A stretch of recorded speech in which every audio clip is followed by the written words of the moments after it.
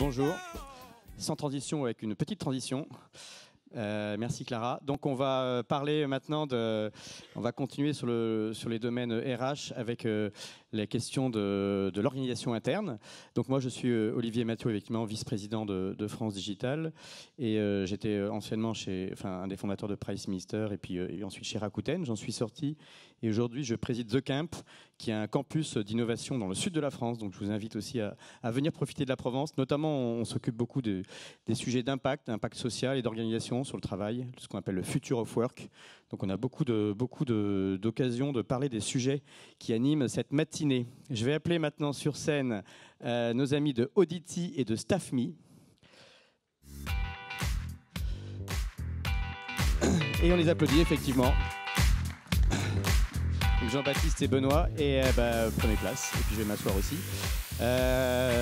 Donc le principe, c'est d'illustrer sur la question de l'organisation interne comment peuvent collaborer une start-up avec une PME, voire une grosse PME, parce que c'est une grosse PME. Vous êtes combien chez Audity? Tu me disais 700. 700. Donc là, on va commencer à parler d'ETI, pratiquement. Je ne sais plus d'ailleurs quel est le seuil de l'ETI, mais en tous les cas, vous avez eu besoin et envie de travailler avec StaffMe depuis que ça existe. Mais avant, peut-être chacun va expliquer qui il est et quelle est son entreprise, mais de manière assez brève quand même, pour qu'on puisse surtout parler de l'interaction entre vous deux qui intéresse tout le monde.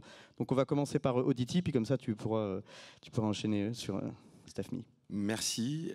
Audity est une entreprise qui offre des interactions clients pour le compte de tiers. Donc on est dans la gestion de la relation client, qu'elle soit numérique ou physique.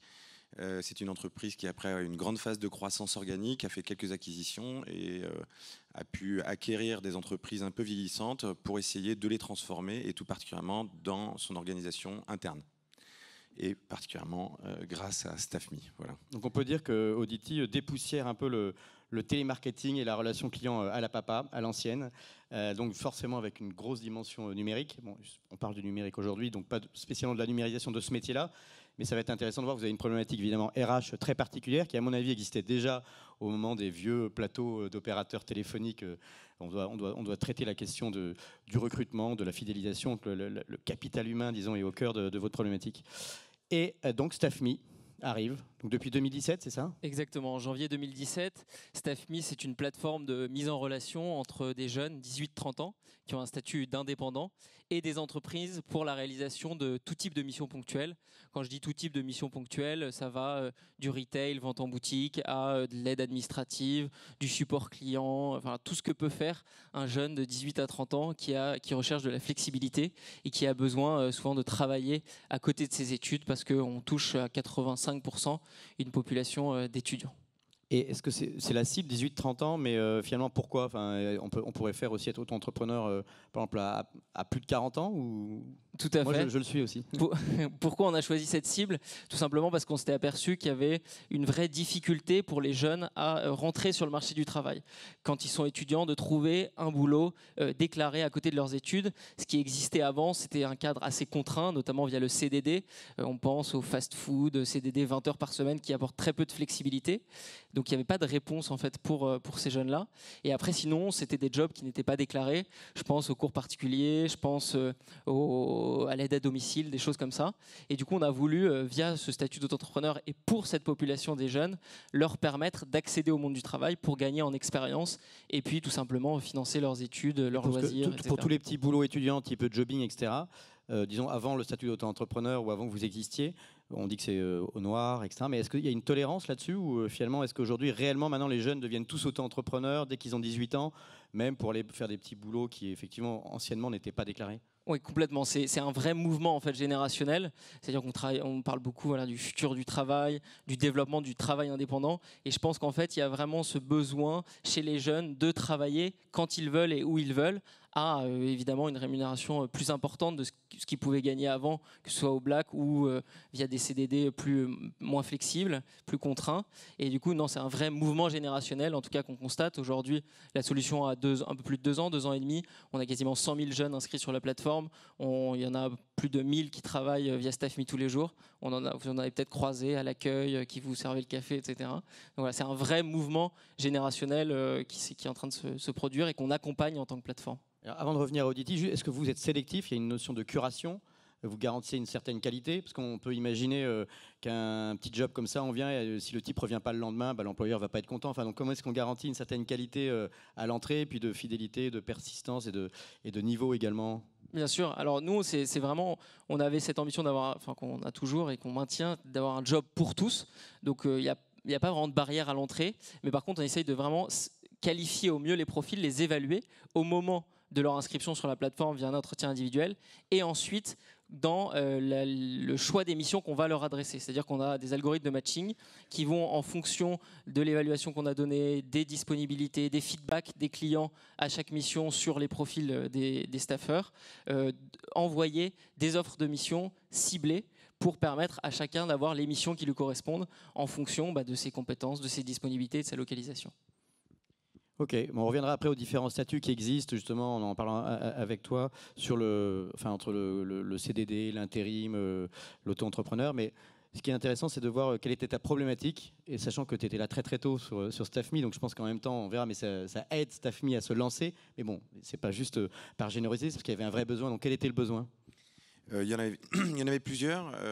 Nous, on est aussi présents dans les pays anglo-saxons et on s'aperçoit qu'on est complètement décomplexé sur les sujets de relations clients, de services clients dans les pays anglo-saxons, là où en France et dans les pays francophones, on a un stress autour de ces sujets, c'est très formaté, c'est très scripté, et on avait besoin, je pense, de trouver une population libre et décomplexée, qui répond donc ou qui s'inscrit dans un modèle et qui dit libre justement par rapport au fait de revenir le lendemain. En fait, c'est responsabilisant et finalement on n'a pas de problème parce que ces jeunes qui sont libres, en fait, ils sont extraordinaires dans leur liberté.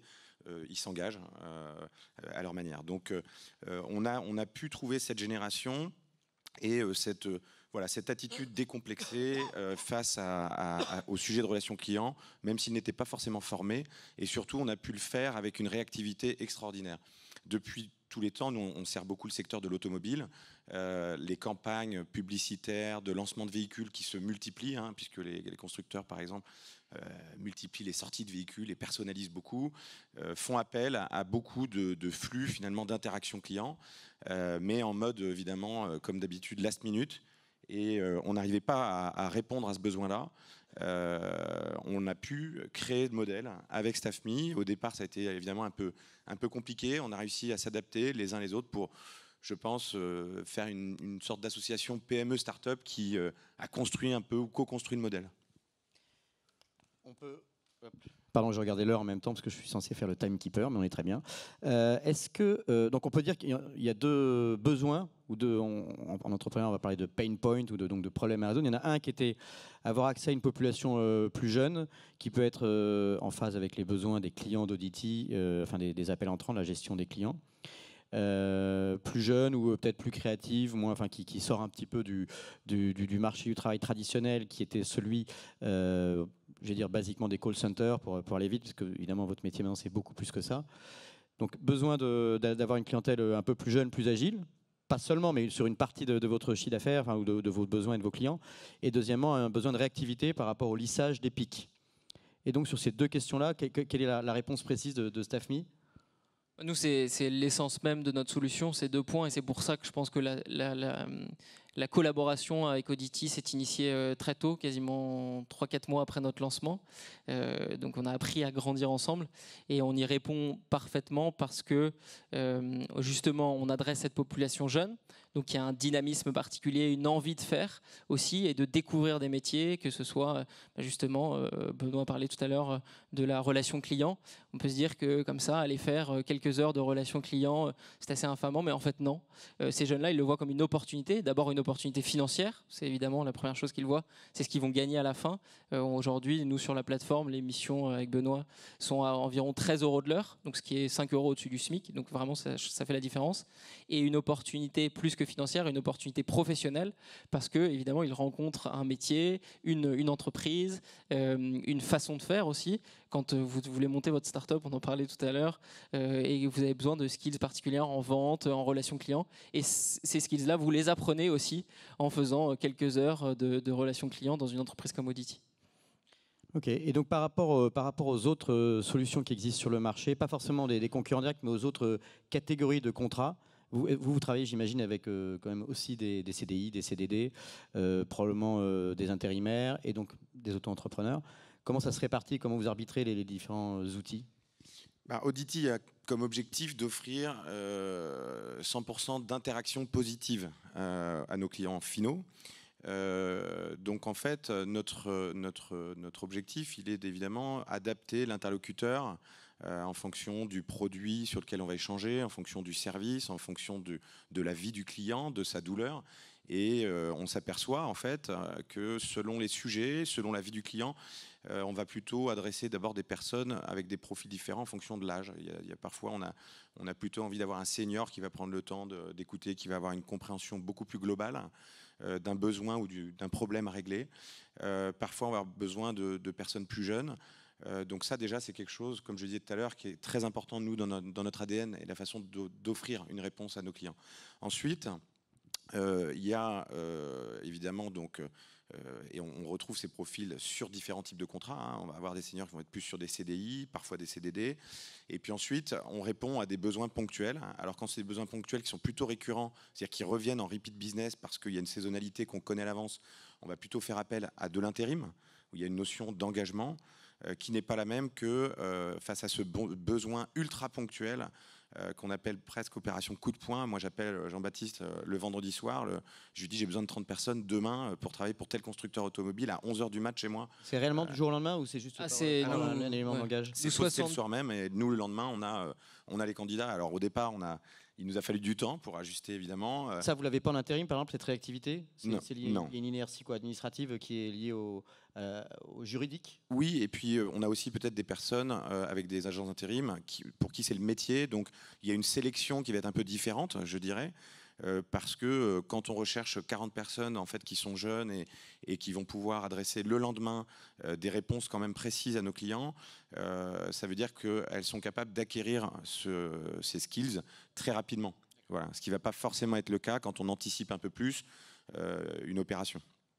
Parce que du coup, il y a la question, souvent, on compare les différents contrats de travail, c'est un sujet qui nous intéresse chez France Digital, n'est-ce pas, Nicolas Brienne, au premier rang? C'est la question du risque de requalification associé aux plateformes. Et donc, on va finir là-dessus, parce qu'après, on va laisser la place à deux startups qui vont pitcher. Mais donc, il y a aussi ce risque qui existe. Je sais qu'il y a une plateforme qu'on ne nommera pas, mais qui a été un peu aussi menacée, justement, de requalification. Bon, c'est des questions de qu'est-ce que vraiment définit un auto-entrepreneur, le lien de subordination avec l'employeur, la durée de la mission ou la dépendance à un seul job, par exemple. Donc, c'est défini et très encadré par la loi. C'est un travail de France Digital aussi de travailler là-dessus pour favoriser l'émergence des formes de travail non salariées, mais la contrainte juridique est forte. Et donc, comment vous faites par rapport à ça et comment vous situez vis-à-vis de l'intérim? Bien sûr. Nous, on pense qu'on a une vraie solution, mais c'est d'ailleurs l'utilisation qu'en fait Audity, une solution complémentaire à l'intérim, une alternative qui permet plusieurs choses. Un, d'abord, c'est l'accessibilité, le côté réactif. Nous, 75% de nos missions sont postées moins de 24 heures avant leur démarrage. Donc, c'est le digital, l'auto-entrepreneuriat, la facilité. Vraiment, ça permet de rendre très réactif cela. C'est la revalorisation du travail. Les missions sont payées au minimum 12 € de l'heure pour les auto-entrepreneurs. Et ensuite, c'est aussi notre rôle de plateforme, c'est en tout cas comme ça qu'on le conçoit, qui nous permet d'être une barrière, ou en tout cas un régulateur pour éviter les dérives qu'on pourrait avoir. Et ça va être notamment sur la durée. Au-delà d'une certaine durée, on demande aux entreprises de cesser la collaboration pour passer sur une forme de contractualisation plus pérenne, plus adaptée, CDD, CDI, etc. Donc vraiment, ce qu'on constate, c'est que on est une voie complémentaire qui en plus s'adresse à une population qui sinon ne travaillerait pas avec de l'intérim. Il ne faut pas se voiler la face. Les agences d'intérim existaient avant que nos solutions existent, il y a 3 ans.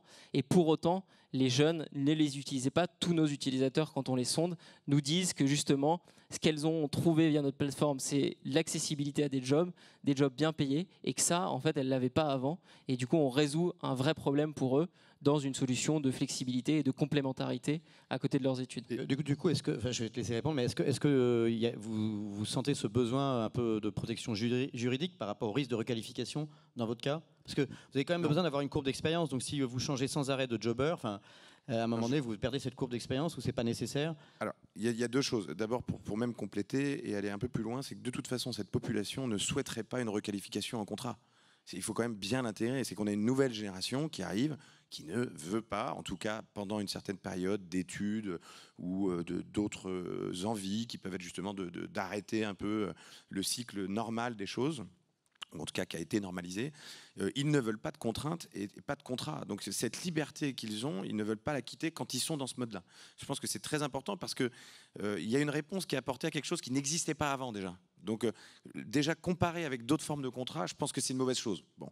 Ensuite, par rapport aux compétences qu'ils peuvent acquérir, effectivement, grâce à leur expérience, il se peut, nous, qu'il y ait des staffeurs qui reviennent parce qu'ils ont aimé l'audit, ils ont aimé travailler chez Audity, ils ont aimé leur expérience, ils ont aimé faire ce métier, et donc ils reviennent quelques mois plus tard, on les revoit. Mais en fait, jamais il n'y a une question d'engagement. C'est ça qui est très important, hein, qui n'existe sous aucune autre forme. Il n'y a aucun engagement. Il y a simplement, à un moment donné, deux besoins qui matchent et qui font que nous, on est très contents d'avoir des équipes qui sont sur une population jeune, très libérée dans leur discours, dans leur façon d'être. Et c'est ce que nos utilisateurs finaux veulent avoir en relation client sur certains sujets. Et eux, ils ont leur liberté, ils viennent bosser dans une boîte sympa qu'ils ont choisie quand ils veulent, ils reviennent s'ils veulent, et il n'y a aucun engagement. Je pense que c'est vraiment très important parce qu'ils ne veulent pas cet engagement et cette contractualisation qui peut-être deviendrait problème selon... Mais du coup, si on oublie le problème juridique, finalement, vous avez accès à une population qui est un peu surqualifiée, prenant des étudiants, etc., qui ne vont pas forcément faire ça toute leur vie, en quelque sorte. Exactement. Et qui ont besoin d'un peu d'argent. Et donc, en échange de ça, ils ont la flexibilité. Et dernière question, est-ce que malgré tout, parfois, vous allez en recruter certains par ce biais-là? Est-ce que c'est un accès à un emploi plus pérenne? J'ai pas de problème avec emploi pérenne, pas pérenne, il n'y a pas de jugement de valeur. C'est juste pour savoir si statistiquement ça arrive, un peu comme la drogue douce amène à la drogue dure. C'est pas polémique, c'est pour finir, sur une blague nulle. Alors, effectivement, on a accès à une population qui est très qualifiée, qui bien souvent sont dans des bonnes écoles et sont dans ce schéma-là. On a aussi des personnes moins qualifiées qui ne connaissaient pas ce métier et ils sont rentrés par hasard par cette plateforme. Et j'ai un ou deux cas en tête, mais alors c'est très peu, qui ont basculé en CDI. Mais encore une fois, la plupart, c'est pas leur souhait parce que c'est pas ce qu'ils ont cherché et c'est pas ce qu'ils veulent trouver à la fin. Voilà. Et nous, ce qu'on constate via la plateforme, pour compléter tout ça, c'est qu'entre 5 et 7% des missions débouchent sur une proposition de contrat CDD ou CDI. Ce qui veut dire qu'elles n'aboutissent pas du tout parce que justement, comme on a 85% d'étudiants, il y en a beaucoup qui ne souhaitent pas continuer sur ce format-là. Mais en tout cas, c'est une vraie voie d'employabilité pour ces jeunes, un vrai tremplin vers l'emploi pour toutes ces populations qui malheureusement souffrent d'un chômage d'insertion assez important. En tout cas, il se passe beaucoup de choses sur la révolution du marché d'accès à l'emploi. Moi, j'en profite pour citer la plateforme qui n'est pas concurrente pour le coup, qui travaille sur l'intérim, qui est GoJob, puisque c'est un ami super entrepreneur qui est aussi dans le sud de la France, Pascal Lorne. Et c'est vrai qu'on voit entre l'intérim qui est en train de se révolutionner et qui disrupte un peu les vieilles maisons d'intérim qui avaient leurs agences à l'ancienne, et vous, ce que vous faites avec StaffMe sur le job, on voit que la flexibilité arrive encadrée légalement à répondre à des besoins différents. Et c'est clairement, des intérimaires sont souvent plutôt un peu plus âgés et dans des rôles souvent moins qualifiés, il faut le reconnaître, c'est tout à fait ça. Mais en revanche, voilà, ils ont besoin de travailler. Et avec StaffMe, on a accès à des populations plus qualifiées et qui se préparent ensuite à un avenir professionnel probablement différent. Donc c'est hyper intéressant de voir qu'en plus vous avez disrupté votre métier et après vous disruptez la façon de recruter pour votre métier à travers StaffMe. Donc on peut les applaudir. Bravo, c'est hyper intéressant, je trouve. Merci. Et en plus, je pense que le fait que vous ayez fait confiance à une start-up, vous jouez aussi votre rôle de grand frère, ce qui est quelque chose qu'on essaie de promouvoir avec France Digital, c'est que des grands groupes ou des groupes moyens puissent aider vraiment des start-up. Donc il y a un besoin réel, probablement vous avez eu des besoins spécifiques, mais les développements que vous avez pu faire, j'espère qu'ils vous servent ensuite pour d'autres clients, bien entendu. Bien sûr, et nous, ça nous a permis... Ça fait le POC, et puis ensuite le MVP, et puis ensuite vraiment le go-to-market. Et puis nous, de développer après avec d'autres clients, WebHelp à copier le modèle qu'on avait avec Audity pour le développer aussi largement à la taille de WebHelp. Donc ça nous permet aussi de construire notre solution et de la développer dans des groupes plus importants. Donc j'espère que ça inspirera plein d'adhérents du MEDEF d'aller aider, d'aller faire travailler les startups en open innovation. Merci à vous. Vous pouvez rester là et on va appeler sur scène les deux pitchers, donc Payfit et FMC. Donc on a Florian et Frédéric. Et la règle du jeu, c'est que vous allez avoir seulement 5 minutes. Et je contrôle pour que ce soit fini, pour qu'ensuite on puisse un peu tous dialoguer ensemble. Donc on va dire peut-être honneur aux dames, parce que sinon je vais encore me faire houspiller sur les réseaux sociaux. Donc je ne vais pas poser de questions, ni la salle, mais vous avez 5 minutes pour parler des Fancy. Vous pouvez même vous mettre debout, ça fera plus... 5 minutes top chrono. Ouais. C'est parti. Bonjour, je suis Frédéric, CEO et fondatrice d'FNC. Chez FNC, on a développé le premier assistant digital en intelligence collective. Rien à voir avec le sujet précédent, mais nous, on travaille sur le travail collaboratif. Vous avez tous, ici dans la salle, soit managé, soit été partie prenante dans des équipes normales, avec des gens qui sont tous différents, des gens qui prennent spontanément la parole hyper facilement, des gens qu'on n'entend jamais, des gens qui atteignent facilement leurs objectifs, des gens beaucoup moins. Vous pouvez même avoir les meilleurs experts autour de la table, et il se peut que, en fait, s'ils ne sachent pas collaborer, rien ne se passe. Or, il est vraiment crucial pour les entreprises de mener à bien les projets via le travail collaboratif. Pour nous, c'est un point hyper important. Et du coup, on l'a abordé par comment est-ce que se passent des bonnes relations dans un travail d'équipe et qu'est-ce qui fait qu'au-delà des compétences individuelles, on travaille bien ensemble. Et donc, comment est-ce qu'on peut donner les outils à chacun pour pouvoir réguler ces interactions au cours du temps, donc via le numérique. On a mené un travail de recherche en sciences cognitives avec un partenaire qui s'appelle CogX, c'est notamment des chercheurs qui viennent de l'ENS, et avec eux, on a identifié 8 traits de caractère clés pour un bon travail d'équipe. Ces traits de caractère, ils viennent faciliter la communication et l'atteinte des objectifs. Tout ça, c'est la base de nos algorithmes, ces 8 traits de caractère clés pour un bon travail d'équipe. Et c'est ce qui va nous permettre, du coup, d'une part, de diagnostiquer ce qui se passe dans une équipe en termes d'interaction, ensuite d'apporter des recommandations pratiques, sur mesure et individuelles, et aussi collectives à chacun en fonction de son positionnement dans l'équipe, et ensuite de mesurer l'efficacité des actions mises en place. Alors je vais vous prendre un exemple. On a travaillé avec Louis, qui est patron d'une PME de 22 personnes. Donc Louis, tous ses indicateurs d'activité sont ouverts. Rentabilité au top, il est passé devant ses concurrents américains et israéliens, donc super boîte, super rentabilité. Quand il est venu nous voir, en fait, il se trouvait qu'il a passé un questionnaire interne et il s'est rendu compte que ses équipes, elles avaient des problèmes de confiance mutuelle, ce qui posait des difficultés de travail en interservice, tout ça sur un marché du travail en forte tension.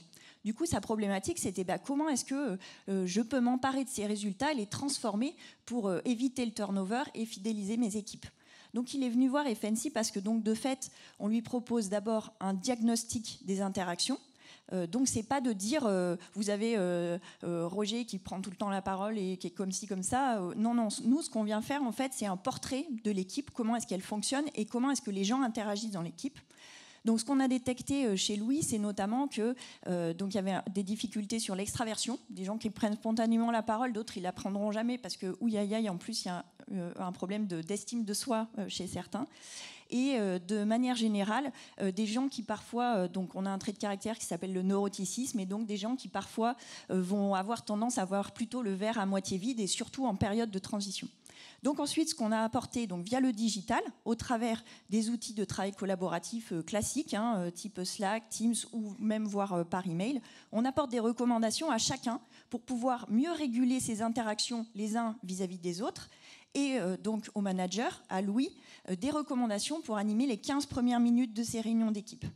In fine, qu'est-ce qui s'est passé ? Au bout déjà de 100 jours, finalement, on a vu un impact sur la solidarité, donc plus d'entraide, un impact sur également la cohésion d'équipe.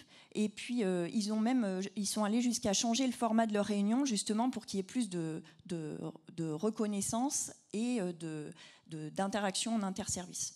Et donc, finalement, on a eu un impact sur l'efficacité et sur l'ambiance.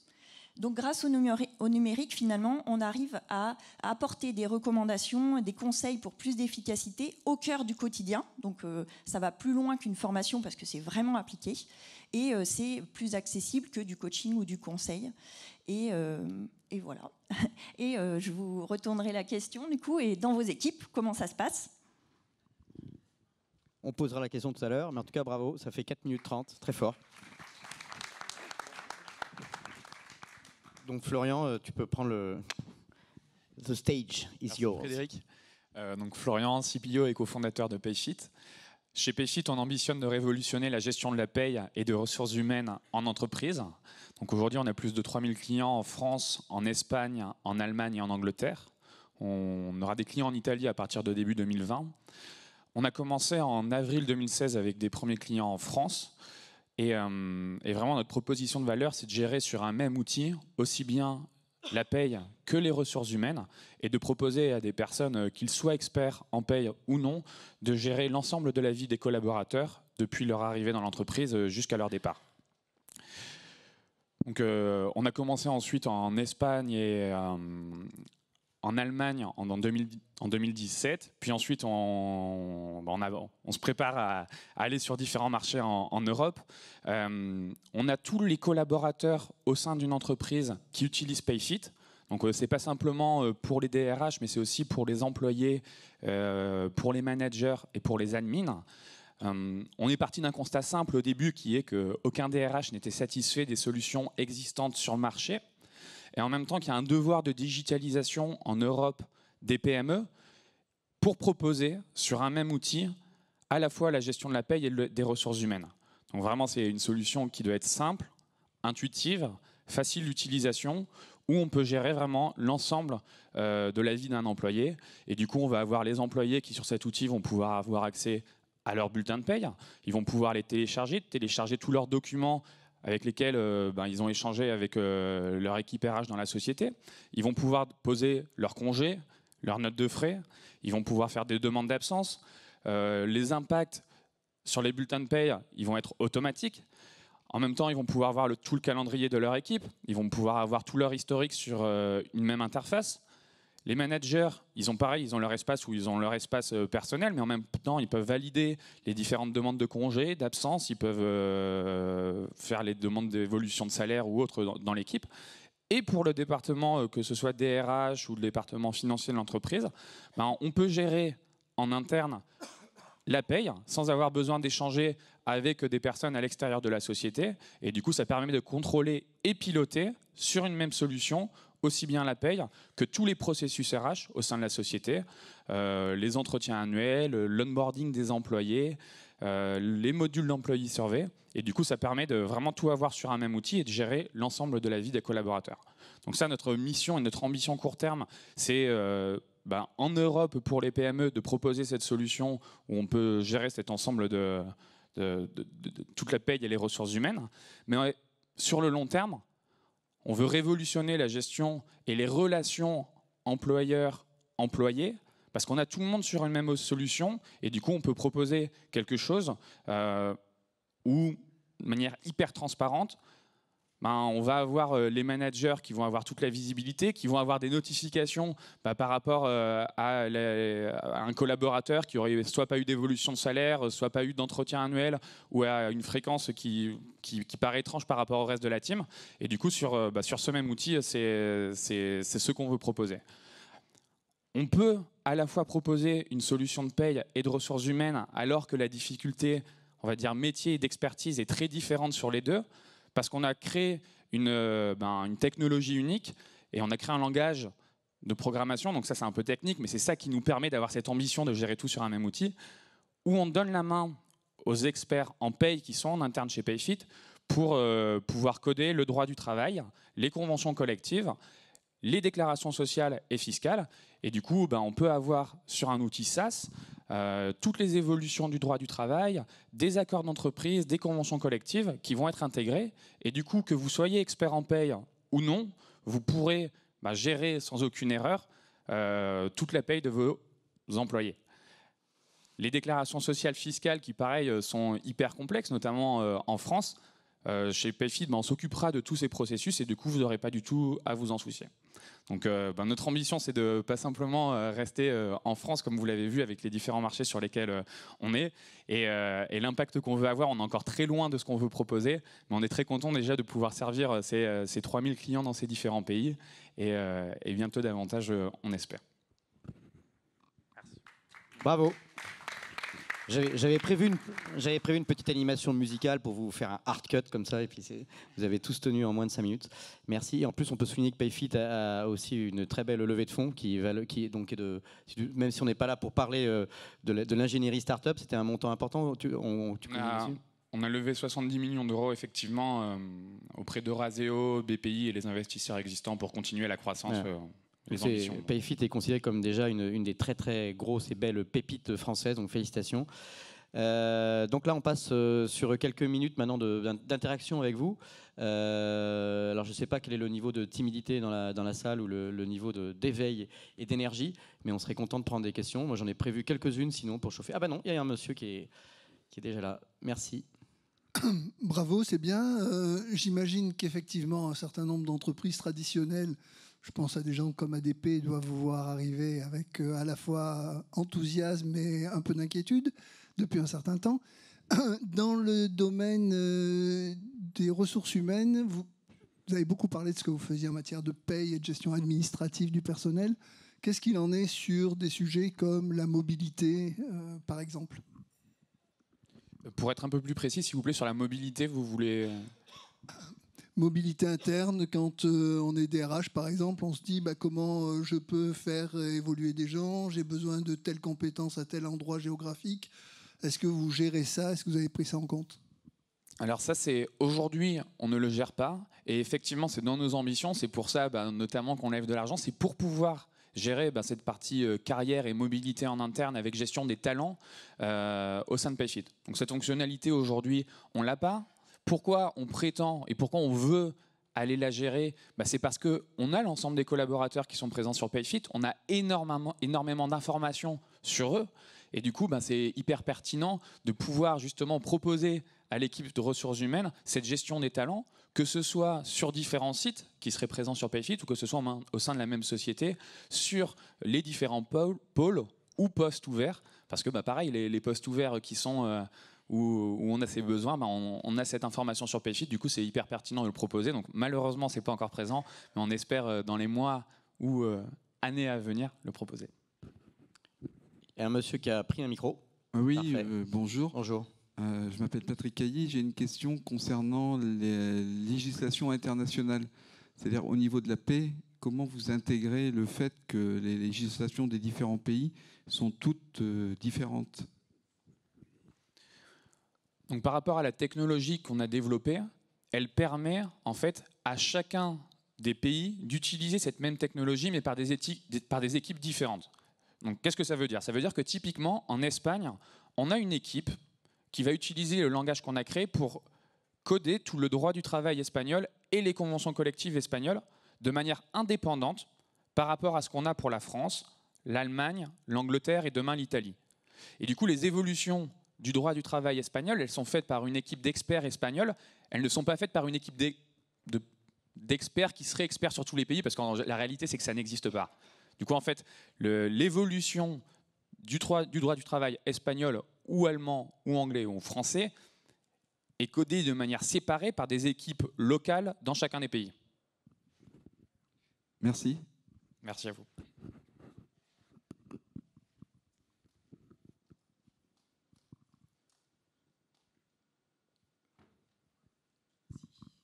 Bonjour monsieur. Bonjour Olivier. J'ai une question pour Florian. Je dirige une petite entreprise. La première question, quand on envisage de digitaliser toutes les fonctions dont tu parles tout à l'heure, on a un peu peur d'être coupé de l'avis d'experts qu'on peut appeler ponctuellement parce qu'on a un sujet RH particulier. Donc première question, est-ce que tu as des gens qu'on peut appeler qui sont compétents au téléphone? Et la deuxième question, dans notre modèle économique, on a de la sous-traitance. Donc on gère des contrats avec des ressources humaines externes. Est-ce que dans ton SIRH, tu as des fonctionnalités qui permettent de gérer la contractualisation, les règlements, etc. Merci pour cette question.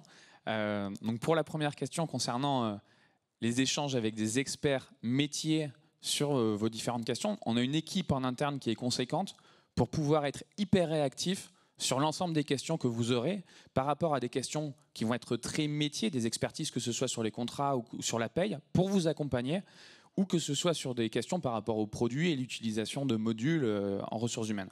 Donc oui, vous êtes accompagné, et c'est vraiment là où on met beaucoup d'énergie, le fait d'être le plus réactif possible, et de aussi vous donner les moyens, via notre plateforme d'aide en ligne, d'essayer de trouver par vous-même le maximum de réponses pour ne pas être dépendant d'une réponse et potentiellement d'un laps de temps de communication.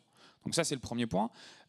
Le deuxième point, par rapport aux personnes donc, qui n'auraient pas un contrat de travail au sein de la société, vous pouvez les gérer sur Payfit sur le module de ressources humaines, mais vous aurez moins d'informations, bien entendu, pour les gérer que ceux pour lesquels on a déjà toutes les informations par rapport au droit du travail, etc.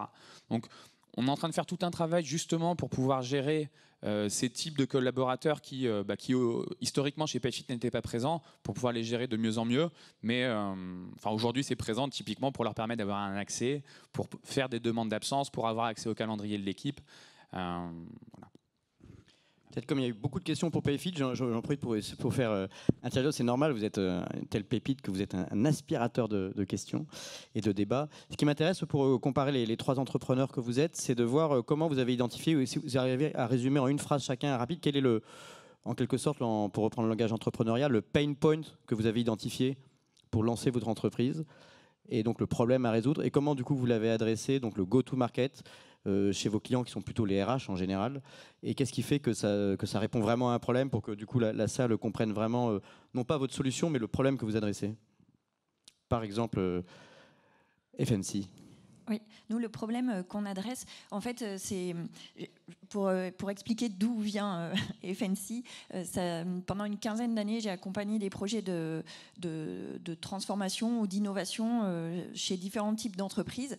Et en fait, il se peut effectivement que parfois, on ait les meilleurs experts autour de la table. En l'occurrence, à un moment, ça m'est arrivé de travailler avec les meilleures personnes dans l'automobile, notamment des grands pontes chez des équipementiers, chez des constructeurs, des gens dans la recherche, et parfois même avec la finalité de pouvoir accéder à un financement public. Et parfois, il se passait qu'il y ait des projets qui émergent et parfois pas du tout.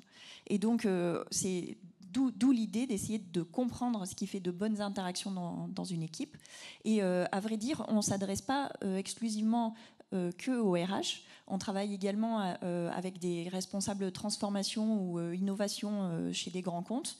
On travaille également avec donc des PME, et c'est finalement un problème qui est assez généralisé, où finalement pour bien porter ces projets d'entreprise à leur terme, voilà, c'est l'humain qui va être au cœur, et donc le travail la question de l'engagement des collaborateurs, et du même coup toi tu l'avais déterminé par tes missions d'avant, et donc c'est un problème que tu avais identifié clairement.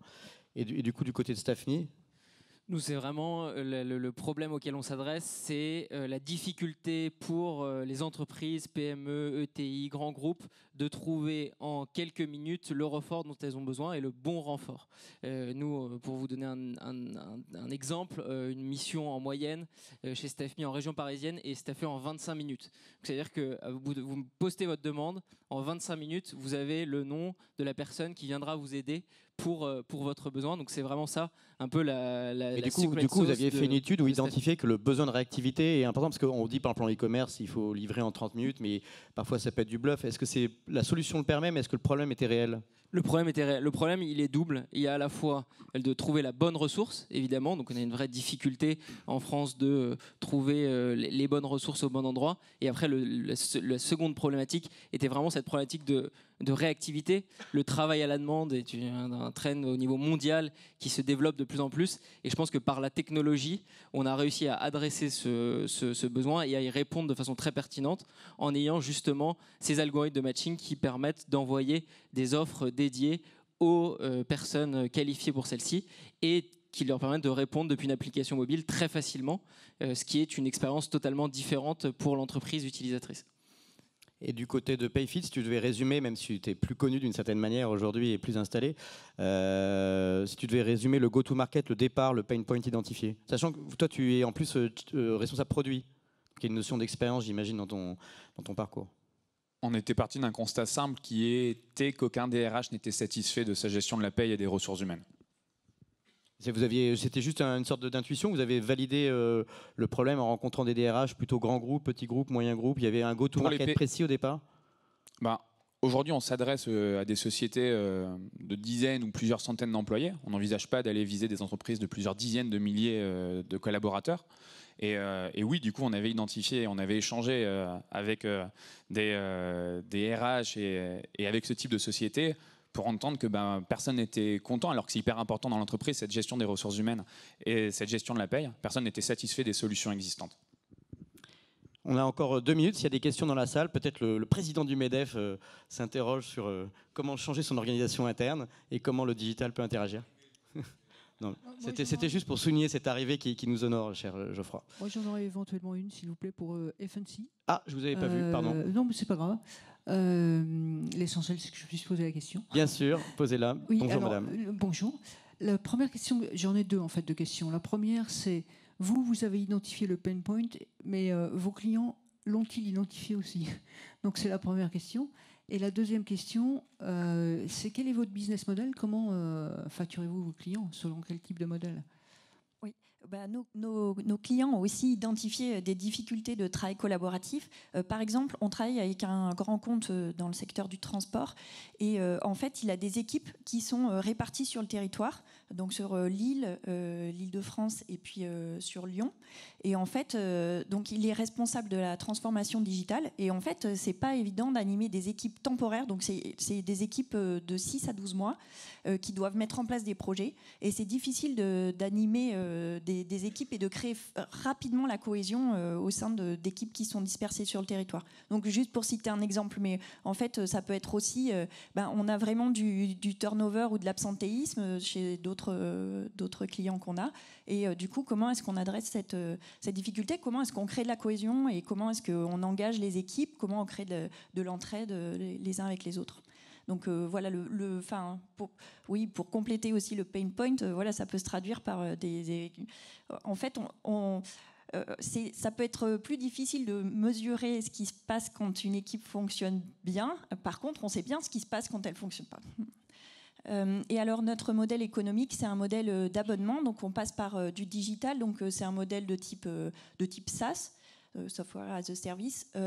Notre outil il est accessible au travers de Slack et on est en train de développer la version sur Teams de Microsoft. Donc on est vraiment au cœur des outils de travail collaboratif et on vient apporter une sorte de petit robot, de petit Jimmy Cricket qui vient sur l'épaule de chaque collaborateur pour que ça fonctionne mieux et c'est sous forme d'abonnement. Merci. On arrive au terme, on respecte le timing de midi 15.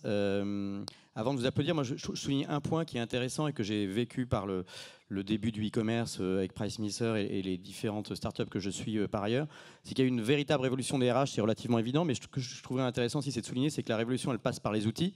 Mais d'un autre côté, ce que j'observe après moi dans les RH, je ne sais pas si c'est le cas, c'est que plus on leur apporte d'outils, plus les RH peuvent se reconcentrer sur l'humain. Il y a eu un moment un peu douloureux, je pense, pour les RH, c'est de changer de système informatique, de changer de système, de passer sur des PayFit qui sont des meilleures solutions par rapport aux générations avant, mais il y a une sorte de transition qui s'est faite.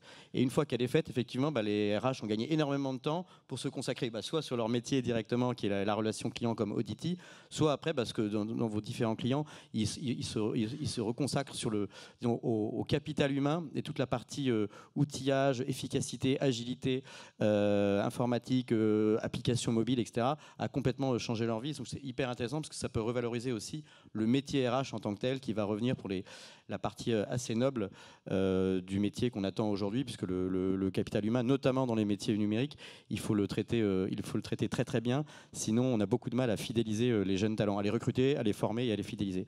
Donc bravo pour votre transformation et la révolution que vous représentez. On vous applaudit tous et on laissera ensuite la place. Merci Jean-Baptiste, Benoît, Florian et Frédéric. Et je laisse la place à une table ronde animée par un franco-italien incroyable, Emanuele Levi, qui va vous parler de transactions et de traçabilité. Donc un sujet pointu, comme tu les aimes. Merci Emanuele.